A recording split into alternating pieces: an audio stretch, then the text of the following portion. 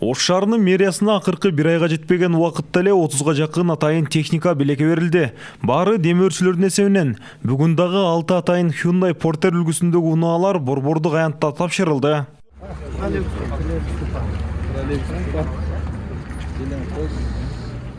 Мэрибиз келгенден бери бизге бүгүн 8-чи техника берилип атат. Буга чейин бизге погрузчиктер берилди, водовоздор берилди, мусоровоздор берилди, портерлер берилди.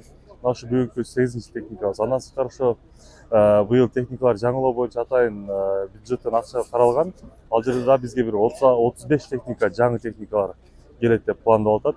Ал жерде ошол кар сүрүүчү техникалар, водовоздор, мусоровоздор, самосвалдар, экскаваторлар айтор буйруса, ошол бир айдын ичинде мэрибиз айтып атат, техникаларыбыз 100% жаңыланат.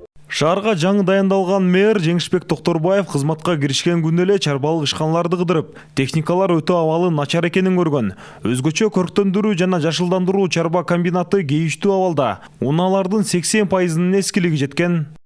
Могу эски тракторлор менен ташталат экен да. Совсем эле техника жок экен да. Я. Совсем техника жок экен. Акыбал чатак экен балдар, а?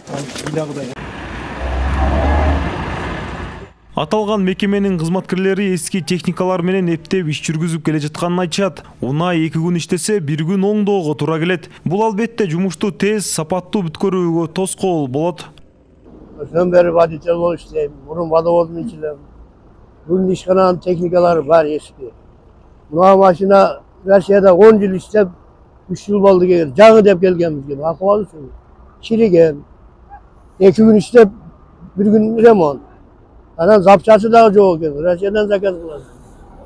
Это капризный машина экен да бу. Аппараты жок азыр. Атайын унаалардын жетишсиздиги башка коммуналдык ишканаларда да бар.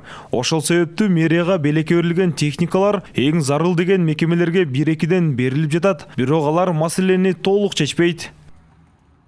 Эскилиги жеткен техникалар водоканал, таптакыр эскирип бүтүптүр. Зеленхоз почти техника жок. Мурдагы ЗИЛ, Урал, Беларусь трактор, ГАЗ-52, ошо өңдүү техникалар.